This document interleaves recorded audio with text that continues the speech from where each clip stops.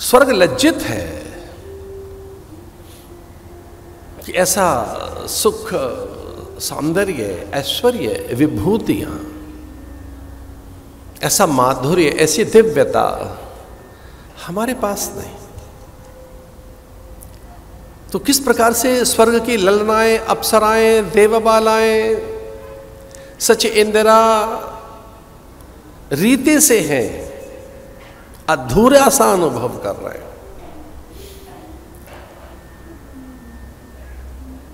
कि किसी एक जनक ने तप कर किस तरह का वातावरण सृजित किया है।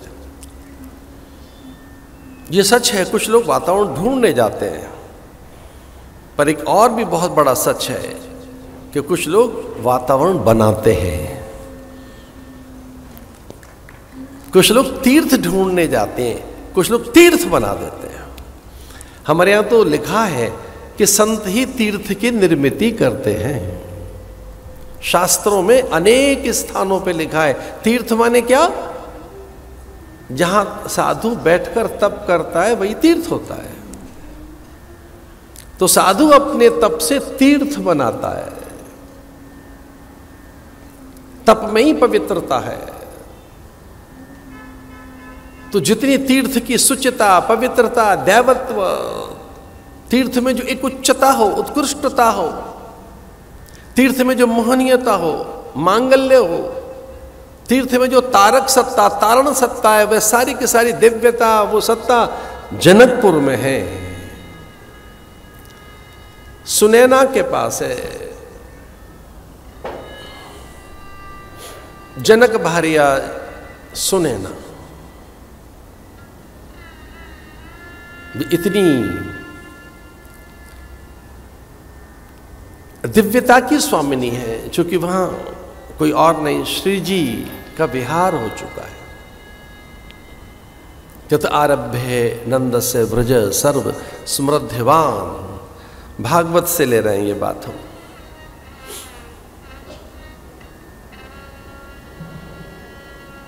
विष्णु माया भगवती यया सम्मोहितम जगत, ऐसा संकेत पाकर योग माया निकल पड़ी थी।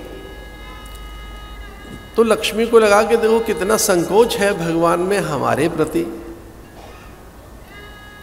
हमें कभी आदेशित नहीं किया। भगवान ने यह व्रत रखा। भगवान नारायण का व्रत है कि हम लक्ष्मी को आदेश तो कभी नहीं देंगे। कभी करनी होगी तो विनय करेंगे, अनुनय विनय करेंगे। कभी कुछ कहना होगा तो प्रार्थना करेंगे। लक्ष्मी को आदेश नहीं दिया जा सकता। कितना आदर है अपनी पत्नी का। ये नारायण का व्रत है। नारायण का व्रत है, अपनी पत्नी को आदेश नहीं देंगे,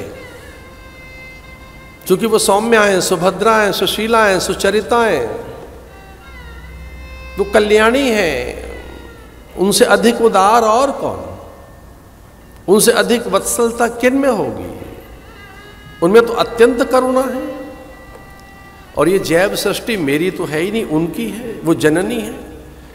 तो अपने जीव पर, अपने प्राणियों पर, अपनी संतानों पर उनका अधिक स्नेह है। तो हम कोई कुछ कहें भी भक्तों के लिए तो वो अधिक जानती हैं, वो अधिक अनुरागिणी है। इसलिए नारायण का व्रत है कि वो पत्नी को आदेशित नहीं करेंगे, पत्नी को